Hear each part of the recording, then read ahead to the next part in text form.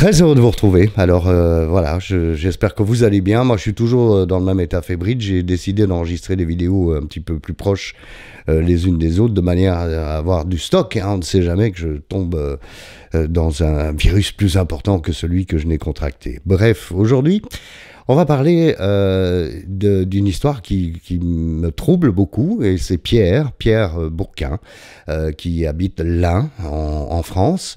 Décidément, on a beaucoup de contacts en France. Je suis très heureux d'ailleurs que ce soit le cas. Et finalement, comme je le dis souvent, vous savez, on vient tous du même endroit. Nous, les Homo sapiens, on vient tous d'Afrique. Hein. Donc voilà, il y a quelques dizaines de milliers d'années. Mais bon, ceci dit, on s'en fout un peu où qu'on soit. Dans la communauté des addicts, des dépendants, on se reconnaît évidemment. Alors, je ne t'ai pas encore entendu parler de gens comme moi. C'est Pierre qui parle, et je ne dois pas être le seul à être tombé dans la dépendance sans jamais avoir été ivre. Je dis dépendance parce que le mot alcoolique, je ne le supporte pas. Derrière ce mot, il y a le diagnostic, le jugement. C'est quasiment une injure. Par contre, j'ai compris et j'ai accepté d'être dépendant. Alors oui, je suis assez d'accord avec cette histoire. Moi, j'ai été sauvé carrément par une association 12 étapes où le mot alcoolique est quand même un mot qui est important dans la reconnaissance de notre problème. Mais d'un autre côté, maintenant, je ne bois plus, je suis addict aussi à la bouffe. Hein, donc, est-ce que je suis un alcoolique ou je suis dépendant? Je suis dépendant, je suis un addict, peu importe. C'est pas très important, comme je le disais, c'est une question de communauté. Alors, Pierre a quand même une histoire qui m'a touché. D'abord, il faut que je vous dise, on en est à 32 années d'abstinence, hein, c'est largement plus que moi. Et ce n'est pas un concours. Aussi, ça, je voulais dire, parce que vous savez, on a tendance à dire, moi, ça fait 30 ans que j'ai plus bu, moi, j'ai fait 1 an que j'ai plus bu. C'est pas un concours. Le but, c'est de rester sobre aujourd'hui, abstinent aujourd'hui de ce poison que représente l'alcool. J'ai eu des ivresses, mais avec la tolérance, l'accoutumance, mon corps s'est très vite habitué à des doses d'alcool quotidiennes. Du matin au soir, j'étais alcoolisé, mais jamais ivre. Alors Pierre, ça c'est quelque chose que je n'ai pas connu dans les témoignages que j'ai reçus, mais je me souviens de ces gens, et on va voir dans ton histoire, hein, parce que tu le racontes très bien, de ces gens qui, au petit matin, sont au troquet, hein, au bar, et qui prennent un petit blanc. Je n'avais aucune raison de me dire que tu es alcoolique, c'est Pierre qui parle là, puisque j'arrivais à travailler, à donner le change, puis arrivent les problèmes physiologiques. Bouffée d'angoisse, agoraphobie, problème de couple, problème d'argent, et je n'ai toujours pas de problème d'alcool. Ce déni incompréhensible. Pierre, merci. Parce que c'est vrai que moi, j'ai bu quotidiennement pendant 25 ans. Les 8 dernières années étaient catastrophiques. J'avais un éveil en 2007, mais il a fallu attendre 2015 pour arrêter. Et donc, ces 8 années supplémentaires de déni incompréhensible. Parce que je savais bien qu'il y avait un problème. C'est quand même pas normal d'avoir des diarrhées chroniques, par exemple. Hein, et d'avoir une espèce de colère, de rancœur vis-à-vis de tout et de tout le monde. Heureusement, j'ai fait une rencontre qui m'a permis de me soigner et d'être un abstinent heureux depuis 32 ans donc.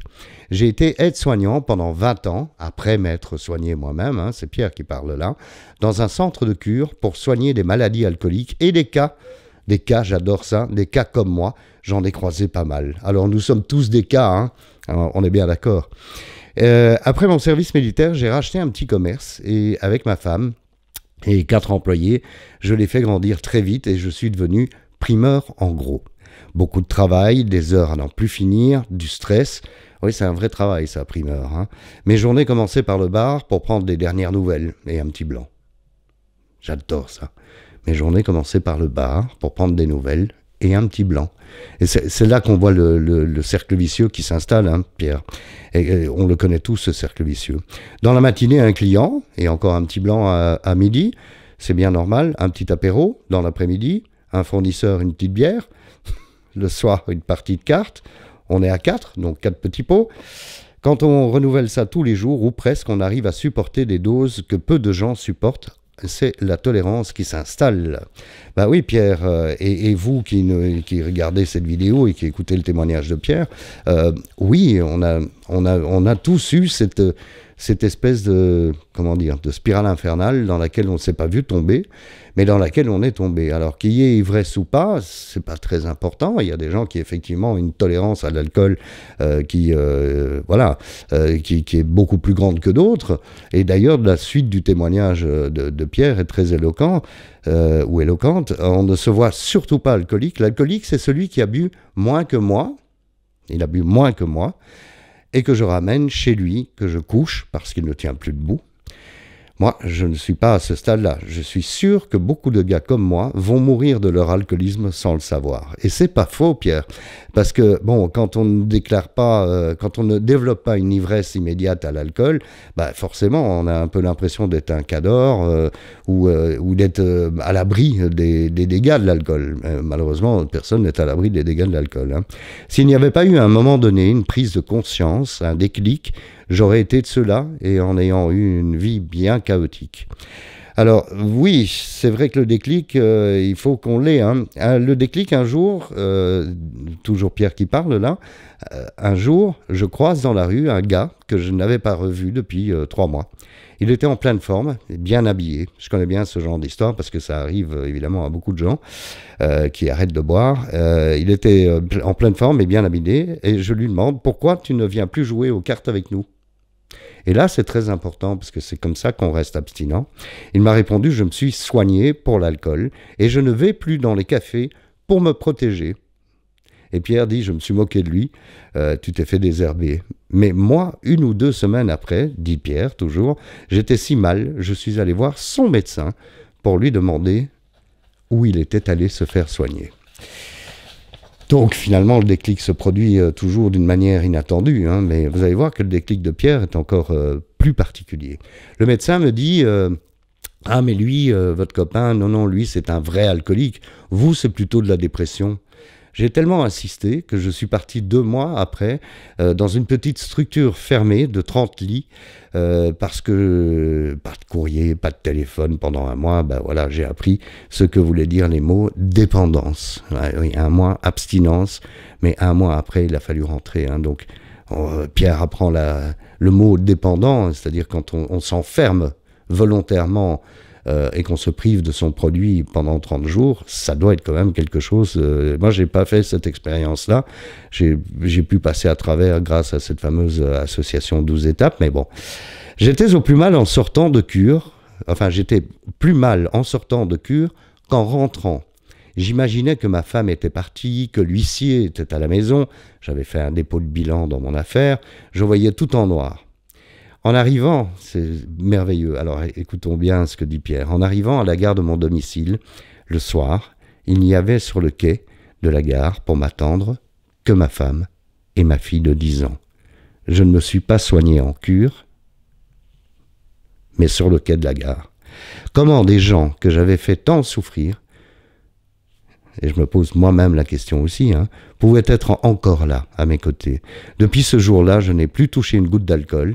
Avec des amis alcooliques rétablis, j'ai créé une association, Alcool Écoute de l'Ain, et on vient en aide au mieux, évidemment, depuis 13 ans, pour tous ceux qui souffrent encore de cette consommation de l'alcool. Voilà, Pierre, merci 1000 fois, parce que je pense que c'est un très très beau témoignage, et je pense qu'il montre bien qu'effectivement, les dépendances ne sont pas forcément l'alcoolique qui fait du tapage dans les bars, ou qui boit dès le matin. Dans votre cas, vous avez bu c'est vrai qu'on se tutoie, tu as bu dès le matin, et tu n'as pas fait de tapage, mais bon, ça c'est terminé de la même manière, par un constat. L'abstinence est la seule chose qui me permet de rester vivant et d'arrêter de faire du mal autour de moi. Merci beaucoup Pierre, merci vraiment beaucoup pour ce témoignage, et n'hésitez pas, vous tous et vous toutes, si vous avez envie de témoigner, vous envoyez vos emails à bonjour@stéphaneshow.com, et surtout si vous n'avez pas envie de vous mélanger, de témoigner ou quoi que ce soit, s'il vous plaît, si vous êtes encore dans la consommation, croyez-nous, croyez tous les témoignages que vous entendez, et c'est mieux d'arrêter, mais pour ça, il faut faire une démarche, il faut demander de l'aide. Donc n'hésitez pas à aller sur mon site stéphaneshow.com, cliquez sur le lien utile, d'accord ? Bon, on se retrouve la semaine prochaine, j'imagine. Et d'ici là, bienvenue à la radio. Hein. À bientôt. Au revoir.